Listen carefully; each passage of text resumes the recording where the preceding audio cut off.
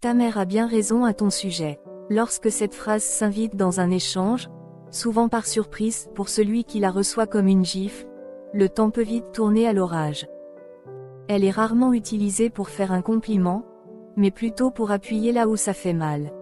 Il s'agit alors d'enfoncer le clou, d'accréditer, de donner plus de poids à une charge, en y associant une figure légitime supposée parfaitement vous connaître.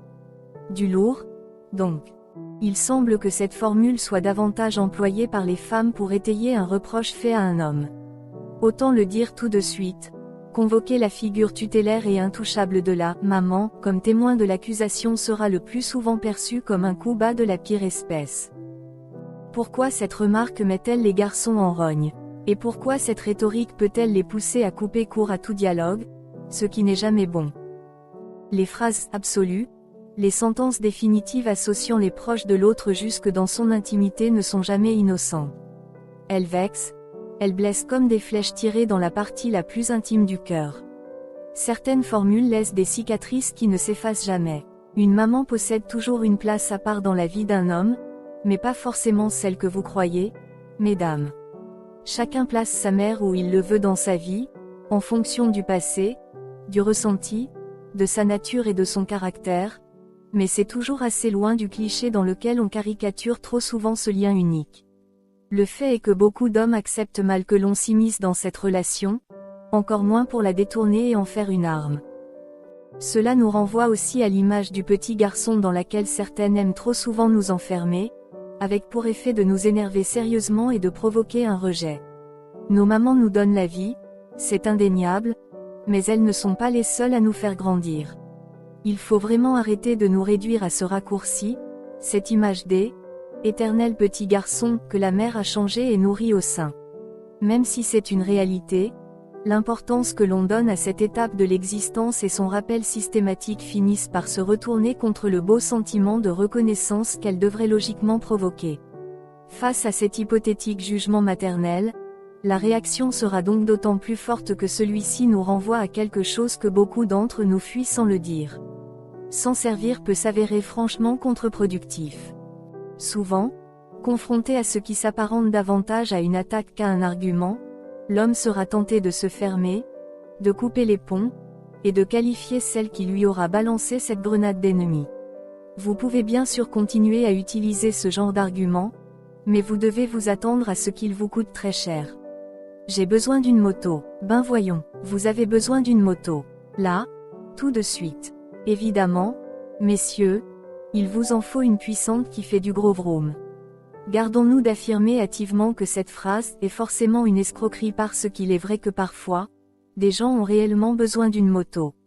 Le phénomène peut aussi se manifester pour beaucoup d'autres objets, ordinateurs, écran géant, vélo. La liste n'est pas limitative. Mais franchement, puisqu'on discute sans langue de bois, la plupart du temps, avec plus ou moins de talent, cette affirmation a tout de l'enfumage qui vise simplement à crédibiliser votre désir d'un nouveau jouet. On reproche souvent aux hommes de ne pas parler, de ne pas expliquer, mais il est un cas où vous devenez soudain remarquablement loquace et capable d'aller chercher les arguments au fond du cul de la vache, comme disent les vétérinaires. On le sait, et d'ailleurs on vous aime aussi pour cela, vous vous enthousiasmez pour tout et n'importe quoi, quitte à vous lancer dans ces nouvelles quêtes avec un entrain que nous ne qualifierons pas de juvénile puisque ça vous exaspère, mais quand même. Je vais me remettre au sport, ce serait mieux si j'apprenais à piloter, tu pourrais me joindre plus facilement si j'avais un portable neuf, ce nouveau blouson serait un avantage pour ma carrière, tes séries coûteraient moins cher dans un bouquet qui propose aussi toutes les chaînes de foot. On pourrait en remplir des pages.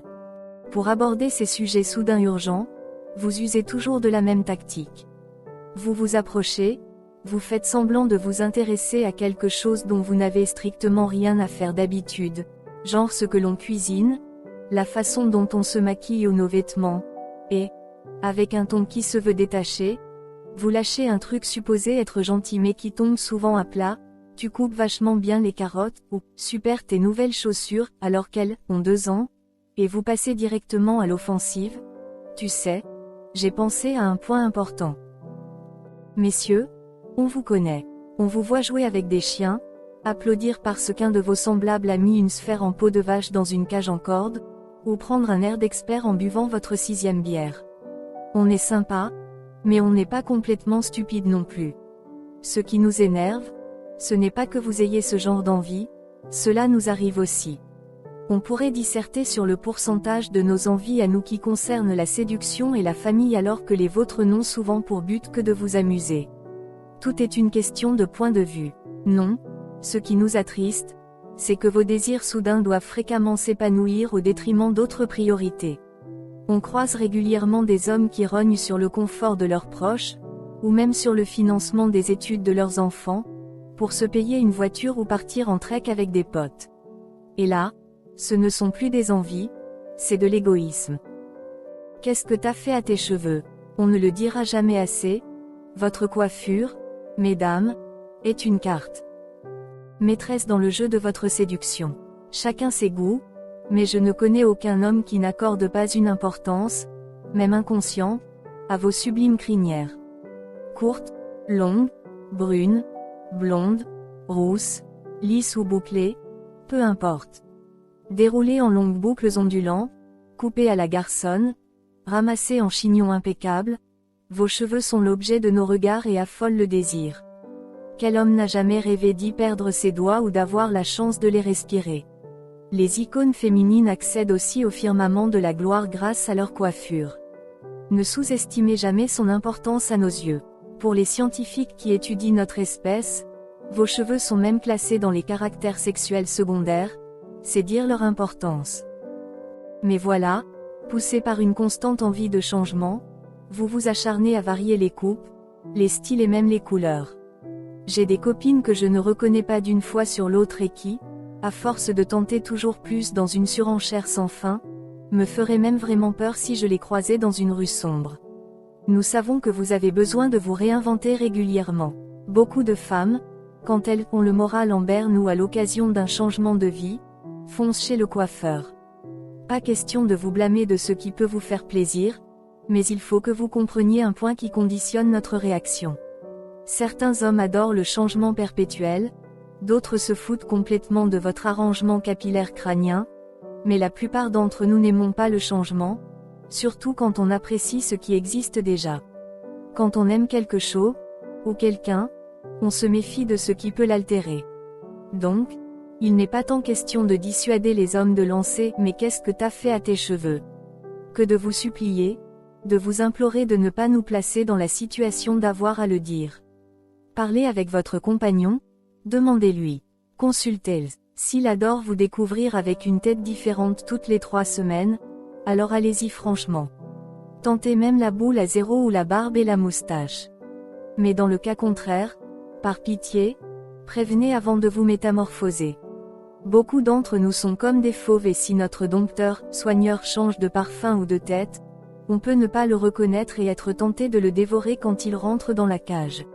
D'autant que, soyons clairs, j'ose poser la question taboue, l'incroyable potentiel de création capillaire offert aujourd'hui est-il réellement une chance? Toutes ces peintures, ces teintures, ces traitements qui vous éloignent de votre couleur naturelle jusqu'à vous faire ressembler à une meule de foin irradiée sont-ils un vrai plus? Hier encore, j'ai croisé une jeune fille vraiment jolie qui s'était tellement trafiqué les cheveux à coups de mèche, de balayage, de dérivés chimiques qu'elle ressemblait à un mannequin d'Halloween alors que ce n'était pas le jour. Le plus n'est pas forcément le mieux. Ne prenez pas au sérieux ces photos retouchées de femmes artificielles qui ne sont là que pour vous vendre des produits toxiques. Les joyeux chimistes qui mettent au point ces soins miracles doivent probablement interdire à celles qu'ils aiment de les utiliser. Normal, ils sont du métier. Ne voyez dans ma diatribe, mesdames, qu'un plaidoyer pour vos cheveux et tout ce qu'ils représentent pour nous. Le soin le plus efficace, c'est encore de s'accepter et de trouver celui à qui cela plaît. Économique, écologique et sensuel.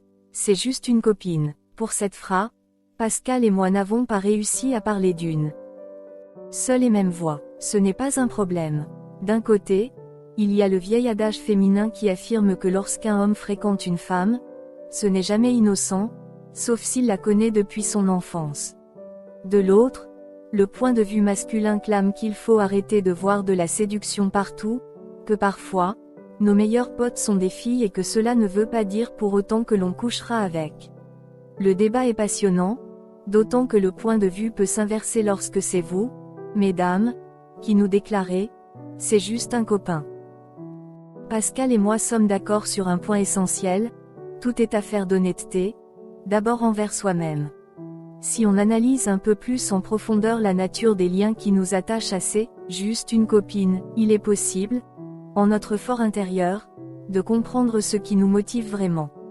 Tous les hommes ne vivent pas uniquement pour courir après des fantasmes, et nous réduire à l'état de bêtes assoiffées de sexe est aussi irritant que de vous rabaisser à celui d'obsédé de la maternité. Se questionner soi-même sur les véritables raisons qui nous poussent à aimer quelqu'un est, de plus, une excellente façon de mettre en lumière ce qui confère toute sa valeur à cette personne. Je regrette sincèrement que l'on ne puisse plus faire de compliments à une femme sans risquer le procès. Un compliment n'est pas forcément une tentative de drague. Faut-il que nous soyons tous tombés aussi bas pour tout confondre? Dommage pour les femmes qui les suscitaient, et dommage pour nous. Alors, soyons honnêtes avec nous-mêmes.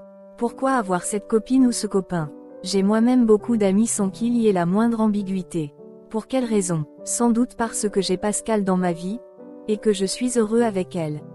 Si par malheur, cela devait changer un jour, de son fait ou du mien, alors nous vous jurons d'écrire un nouveau livre en expliquant pourquoi on s'est planté et en vous avouant tout, histoire que vous vous en sortiez mieux que nous. Le bonheur est une pagode qui se dresse au pied d'un volcan en éruption. C'est beau, fragile, et n'importe laquelle des flamèches qui tombent du ciel peut y mettre le feu et la réduire en cendres, au point que 5 minutes plus tard, on ne verra même plus qu'elle a existé. C'est désolant, mais c'est la réalité.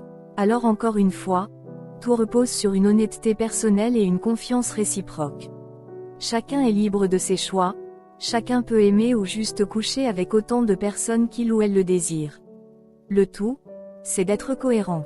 Je trouve déplorable que l'on se retrouve suspect parce qu'en tant qu'homme, on se lie d'amitié avec une femme. Ceux qui trahissent ce très beau sentiment pour dissimuler des relations d'une autre nature sont coupables de le polluer. Assumez. Lorsque j'ai commencé à avoir du succès, beaucoup de nos amis ont demandé à Pascal comment elle supportait de voir toutes ces femmes m'écrire, m'approcher, m'apprécier. Contrairement à beaucoup d'auteurs, je n'ai jamais caché celle que j'aime. Je ne me suis jamais prétendue célibataire pour jouer un jeu auquel je ne crois pas. Et contrairement à ce qu'affirment celles et ceux qui retirent leur alliance avant d'aller vous rencontrer, j'ai pu constater que cela ne pose aucun problème.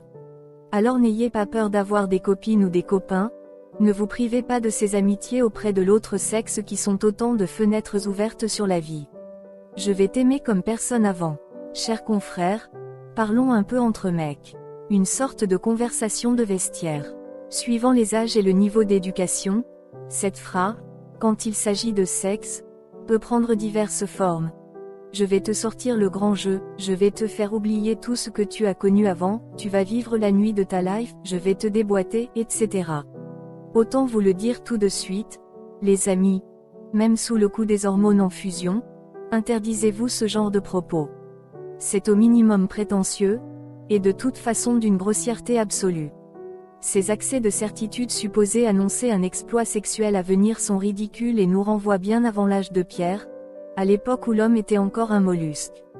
En ce temps-là, il était compréhensible qu'un poulpe mou et visqueux puisse s'approcher d'un autre en tentant de le regarder dans ses 18 yeux pour lui déclarer d'une voix suave et étrangement bien articulée, « ça va être ta fête ». Mais depuis, après plusieurs millions d'années d'évolution, nous sommes censés avoir développé un cerveau et un minimum de tout ce qui se situe en dessous. L'expérience démontre tous les jours que ce n'est pas vrai pour tout le monde. N'oubliez pas de surcroît que plus vous aurez frimé avant, plus vous serez jugé avec sévérité ensuite. Je m'adresse ici aux plus jeunes de la gent masculine.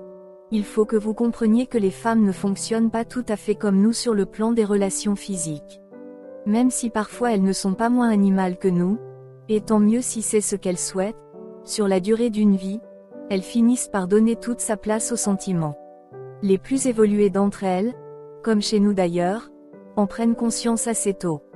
Quoi qu'il en soit, vous feriez mieux de comprendre votre partenaire et de respecter sa particularité plutôt que de tenter de vous construire une image pathétique de fougueux étalon. Détendez-vous, arrêtez de vous chercher une image de tombeur absolu ou de machine à faire l'amour. Tout le monde s'en fout. Par respect pour les femmes, écoutez-les, amusez-les, offrez-leur ce que vous êtes de plus vrai, et le reste ne regarde que vous. Quand on aime quelqu'un, on passe toutes ses vacances avec. Cette déclaration, mesdames, est très représentative d'un mécanisme qui vous est propre et qui souvent nous panique totalement. Lorsque nous avons la chance que vous tombiez amoureuse de nous, vous nous voulez en entier. Votre idéalisme sentimental et votre puissance affective vous poussent tout à coup à ne plus penser qu'à nous, à ne parler que de nous, à tout faire pour nous. Nous devenons soudain le centre de votre monde. Celles qui ont réellement été amoureuses me comprendront, ainsi que leurs proches qui n'en peuvent plus d'entendre parler de nous. Cette phase n'est évidemment pas toujours la même. Son intensité, son rayon d'action et la façon dont elle se concrétise peuvent varier. Un de mes potes s'est quand même fait kidnapper par sa bien-aimée. Je vous jure que c'est vrai. Parce que vous avez cette faculté extraordinaire à donner une importance absolue aux sentiments, certaines d'entre vous ne veulent plus lâcher leur « chérie » d'une semelle. Et ça nous fait peur. N'y voyez pas la preuve que l'on vous aime moins, pas plus que le témoin de quelque chose à cacher, mais sans doute sommes-nous moins exclusifs que vous, et, bien qu'amoureux, nous n'oublions pas tout à fait le reste de l'univers. Pour en revenir à la phrase « quand on aime quelqu'un », on passe toutes ses vacances avec « je dois vous confier un petit secret ». Je ne l'ai pas inventé. Pascal me l'a dite. Un matin, furieux, dans la rue, alors que je lui disais au revoir pour partir en séjour sportif avec un copain. Je l'ai découverte tout à coup jalouse et malheureuse. Pourtant, c'est moi qui avais insisté pour que l'on se mette ensemble. C'est moi qui lui avais couru après. Je rêvais de vivre avec elle. J'ai tout fait pour. Et puis j'ai pris quelques jours pour aller pagayer avec un ami. Et là, j'ai compris un truc qui m'a fait flipper. En me jetant cette phrase, Pascal, sincère, a démarré en trombe et m'a roulé sur le pied. J'en profite pour vous préciser qu'elle a des yeux magnifiques quand elle est énervée. J'ai eu mal aux pieds, mais pas seulement. Je ne faisais rien d'incorrect. C'était prévu de longue date. Je me suis alors demandé si je devais renoncer, s'il fallait effectivement ne plus rien vivre d'autre sans elle. Une sorte de prison, même si on aime. Un fil à la patte, même si on l'a noué soi-même. Je suis partie, j'y ai beaucoup pensé. Une sorte de mauvaise conscience m'a un peu gâché la balade et on en a parlé ensemble quand je suis rentrée. On s'est compris et ce n'est plus jamais arrivé. Je suis tous les jours témoin d'hommes qui abusent de cette liberté nécessaire et qui, du coup, alimentent une image négative de son exercice naturel. Combien passent leur temps à s'amuser pendant que leur compagne prend en charge la vraie vie? Je le sais, on le sait tous.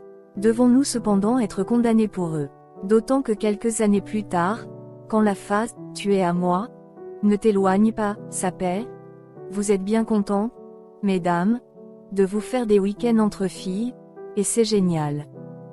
Aujourd'hui, même si mon pied droit a encore peur de Pascal et refuse de lui parler, nous passons presque tout notre temps libre ensemble. Et on en rigole. Si vous avez confiance, laissez-nous de l'air, cela nous offre la place de prendre notre élan pour mieux courir vers vous. T'as pas vu ma chemise bleue? Souvent, messieurs, vous lancez ces mots d'une pièce à l'autre, sans même vous donner la peine de venir nous les dire en face, parce que vous ne trouvez pas ce dont vous avez besoin. Pourtant, il vous la faut, là, tout de suite, cette chemise, ou cette cravate, ou vos clés. On se trouve donc selon vos critères dans une situation d'urgence absolue. C'est un grand classique de la vie de couple.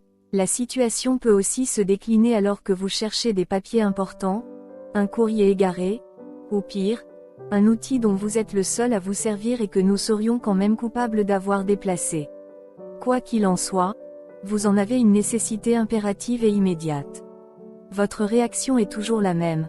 Vous vous tournez vers nous pour demander n'importe quoi, à n'importe quelle heure.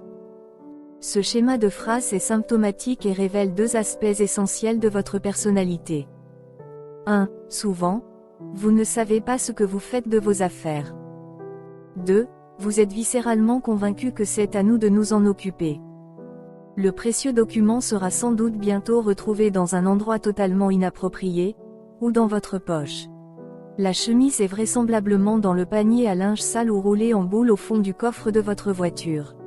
Mais le raisonnement est identique, vous ne savez pas, alors vous vous en remettez à nous parce que nous sommes supposés avoir la solution.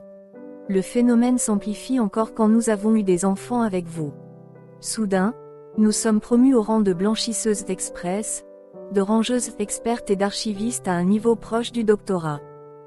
Parfois, l'énigme de la disparition est simple à résoudre, car vous êtes capable d'avoir fourré votre clé à molette dans la poche de votre chemise qui est passée à la machine, peut-être même avec cette lettre si importante, mais qui du coup est devenue illisible. D'autres fois, l'affaire s'annonce bien plus complexe. Il faut alors mener un interrogatoire, à quand remonte la dernière fois que tu l'as vu? Lui connaissais-tu des ennemis? Ta clé à molette avait-elle l'air déprimée au point de tenter de se noyer dans les toilettes? Etc.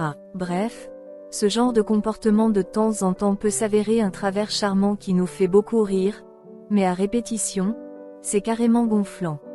Rangez vos affaires, et si vous avez besoin d'un vêtement pour une occasion précise, dites-le clairement assez longtemps à l'avance pour qu'il puisse être lavé et repassé par nous ou par vous d'ailleurs, dans un délai raisonnable.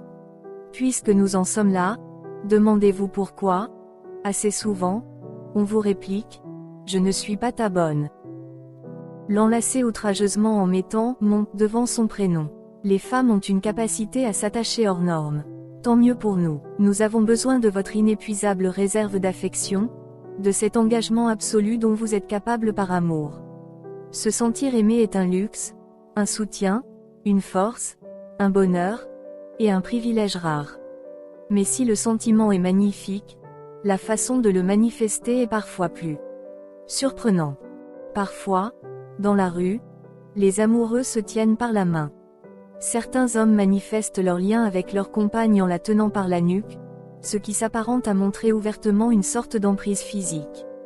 Pascal a attiré mon attention là-dessus. Il existe 1000 façons d'expliciter l'existence d'un couple.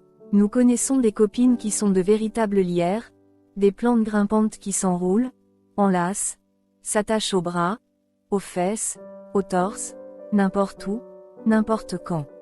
Je me souviens d'une amie tellement amoureuse, qu'elle vivait la moitié du temps suspendue au cou de son mec, qui n'en pouvait plus. Elle l'étouffait. Au sens littéral du terme. Un jour, elle a même réussi à les faire tomber dans l'escalier d'un hôtel parce qu'il était inconcevable que, même pour descendre quelques marches, ils soient séparés. Amour, quand tu nous tiens par les cervicales. Pas de chance pour elle, son grand gaillard de bonhomme lui est tombé dessus et elle s'est foulé le poignet. Amour, quand tu nous pètes les ligaments. L'un des symptômes d'attachement en vigueur chez les amoureuses extraverties consiste à nommer leur compagnon en mettant « mon » devant leur prénom. Une spectaculaire marque d'affection qui confine à l'appropriation. La plupart des hommes n'y prêtent aucune attention, mais un certain nombre d'entre eux détestent ça, et même s'ils n'osent pas le dire, ils s'efforcent d'installer une distance vis-à-vis de cet aspect aussi gluant qu'ostentatoire. L'une des toutes premières lettres que Pascal m'a écrites débutait par « Mon Gilles », ce qui m'avait beaucoup fait rire, même si ça n'avait pas du tout été son but. J'ai d'ailleurs payé grave. Je lui avais répondu en signant « Mon Gilles ». Pas malin le garçon, mais à ma grande honte, je ne compte plus les faux pas commis en croyant être drôle. J'essaie de progresser, mais ce n'est toujours pas gagné. Enfin bref, on en avait discuté avec Pascal. Paradoxalement, à l'époque de cette lettre, je ne lui appartenais pas. Aujourd'hui, on s'écrit encore, souvent, même si on passe la plupart de nos journées ensemble. Il ne lui viendrait plus à l'idée d'écrire « Mon Gilles », même si elle sait que je lui appartiens entièrement et que j'en suis heureux. N'éclatez pas de rire quand on fait quelque chose. Savez-vous, messieurs, ce que l'on ressent quand on tente de faire de notre mieux et que vous vous foutez de nous. Je vais m'efforcer de vous expliquer, pour des raisons qu'une encyclopédie en 30 tomes ne suffirait sans doute pas à analyser, nous, les femmes, par nature ou parce que depuis des siècles on ne nous laisse pas faire, avons moins l'habitude que vous de pratiquer certaines activités. Bien sûr, il existe des points sur lesquels vous êtes souvent plus doués que nous, la réciproque est vraie. Mais la plupart du temps, on se retrouve en situation d'être en charge, et nous faisons de notre mieux. C'est volontairement qu'à ce stade, Je ne donne aucun exemple précis, parce que cela nous limiterait à des clichés dont il est grand temps de s'extraire. Chacune et chacun mettra sa propre expérience derrière ce ressenti. On ne s'y prend pas forcément de la meilleure façon, parfois même, on fait seulement d'une autre manière que la vôtre, mais on est de bonne volonté et tout ce qu'on récolte, c'est un regard moqueur, voire un grand éclat de rire. Non seulement ça fait mal, mais en plus, ça nous coupe l'envie de continuer à faire des efforts. Vous feriez mieux de nous encourager, sincèrement. Aucune de nous n'est ennemie d'une bonne crise de rire, même à nos dépens, à condition qu'il ne s'agisse que d'humour auréolé de bienveillance, et pas d'ironie teintée de condescendance. Vous avez un avantage sur nous, incontestable. Lorsque quelque chose ne vous valorise pas, lorsqu'une des fonctions du quotidien vous entraîne sur un terrain qui vous déstabilise, alors vous n'y touchez pas, vous bottez en touche, et c'est nous, vos compagnes, qui nous retrouvons à nous en occuper. Vous avez cette fascinante aptitude à nous refiler ce qui ne vous convient pas. Extraordinaire. Et nous, le plus souvent, on s'en charge effectivement. Il est vrai que nous ne sommes peut-être pas doués avec une perceuse, quoique j'ai des copines qui pourraient en remontrer à des pros, mais que valez-vous avec un fer à repasser sur une de vos chemises que vous aimez tant? Quelle tête vous feriez s'il s'agissait d'organiser et de cuisiner un dîner pour 15 personnes, ou si vous deviez recoudre un bouton de la dite chemise? Et de manière plus générale, comment vous en sortez-vous avec ce qui demande minutie, précision et patience? Bref, tout est affaire de nuances, mais le fait est qu'éviter de vous moquer de nous au moment où nous essayons d'assurer serait un vrai mieux. Appelons ça un gage de respect, voire d'affection. C'est assez joli, non? Alors vous nous trouverez toujours complices pour rire avec vous quand, par votre faute ou la nôtre, ça aura copieusement raté et qu'il faudra éteindre le feu. Je te jure que si tu fais ça, beaucoup de choses peuvent venir compléter ce serment finalement. Assez représentatif. Je te jure que je me vengerai, que je mets le feu à ta moto, que je dis tout à tes collègues, que j'en parle à un copain plus grand que toi qui va te faire une tête petite comme ta. Etc. Mais cette menace n'est pas à l'usage exclusif des femmes. Je déchiquette ta robe préférée, je balance toutes tes affaires à la benne, je mets les photos sur les réseaux. La vie offre de multiples occasions de commettre le pire. Mais n'oubliez pas que dès qu'il est question de menaces, vous courez le risque d'une escalade non contrôlée. Mesdames, messieurs, n'engagez les hostilités que si vous n'avez plus d'autre choix. Dans toute colère, il arrive toujours un moment où la raison n'est plus la bienvenue. Vous n'êtes pas convaincu, Allons jusqu'au bout de la logique pour vous donner un aperçu du futur. Si vous en êtes là, alors bon courage, parce que ni les hommes ni les femmes n'aiment les coups tordus, et chacun de ceux que vous infligerez à l'autre vous reviendra forcément dans la figure, sans qu'il soit possible de prédire le moment ou la puissance du choc en retour. Petit conseil tactique, si vous êtes vraiment à couteau tiré, n'annoncez pas vos intentions. Agissez, mais en conscience. Si ça vous chante, mettez le feu aux poudres. Allez-y, c'est votre vie, après tout. Libre à vous d'imaginer les rétorsions les plus folles, mais il faudra ensuite assumer. Ne venez pas vous plaindre, car une fois la colère retombée, et elle retombe toujours, qui va réparer la moto ou recoudre la robe? Ou l'inverse, à quoi ressemblera le résultat? Et surtout, qu'aurez-vous gagné au final? Par contre, si vous voulez avoir une chance de sauver la situation, évitez de vous lancer sur le sentier escarpé de la surenchère, car il conduit toujours au bord d'une falaise. T'es vraiment obligé de prendre la voiture. Les statistiques des assurances sont sans appel, 72% des accidents graves impliquant des blessures ou pire sont le fait des hommes. Mais 81% des incidents mineurs qui font vivre les carrossiers sont dus aux femmes. Donc, pour tenter de résumer, on peut dire que vous faites moins grave, mais beaucoup plus souvent. Le fait est que les hommes entretiennent un rapport étrange avec leur voiture. Beaucoup d'entre nous ne parlent que de Ferrari et d'Aston Martin, même s'ils roulent en Dacia, qui sont d'ailleurs d'excellentes bagnoles. Pour nous, mesdames, les voitures sont nos robes du soir, nos escarpins, notre sac à main, l'accessoire ultime qui impose une image et nous aide à affirmer qui nous sommes. Si vous prenez le temps d'envisager la situation ainsi, vous vous apercevrez que je caricature à peine. Je précise cependant que tous les hommes n'ont pas besoin d'une voiture pour s'affirmer, Heureusement. Du coup, la suite du raisonnement est plus simple à expliciter. Aimeriez-vous prêter vos chaussures préférées et les voir revenir avec le bout tout éraflé? Pourriez-vous confier votre sac à main, même à votre meilleur ami, si vous saviez quel risque de vous le rendre abîmé? Soyez honnête, la réponse est non. Et bien pour nous, la voiture, c'est pareil. Vous allez voir qu'on va finir par se comprendre. Pour vous, le plus souvent, une voiture n'est qu'un assemblage de tôles et de pièces mécaniques mystérieuses qui permet d'aller d'un point A à un point B. À nos yeux, c'est le moyen d'échapper aux tueurs qui nous pourchassent parce que nous sommes bien plus que des mecs normaux. C'est un rêve de vitesse et de classe qui en plus fait vroom vroom et tutu. Pouvez-vous concevoir ce que tout cela a de beau? C'est un rêve capable de prendre les virages sur deux roues et dans lequel on peut écouter de la musique à fond. J'en vois déjà parmi vous qui rigolent, alors permettez-moi un parallèle. Que représente votre sac à main à vos yeux? Pour nous, c'est un nid à bordel dans lequel on n'a même pas le droit de regarder tellement c'est intime pour vous. Bon, avouons, on est bien content de pouvoir compter sur ce que vous êtes capable d'emporter dedans. Mais franchement, est-ce que vous pouvez vous enfermer dans votre sac à main quand il pleut?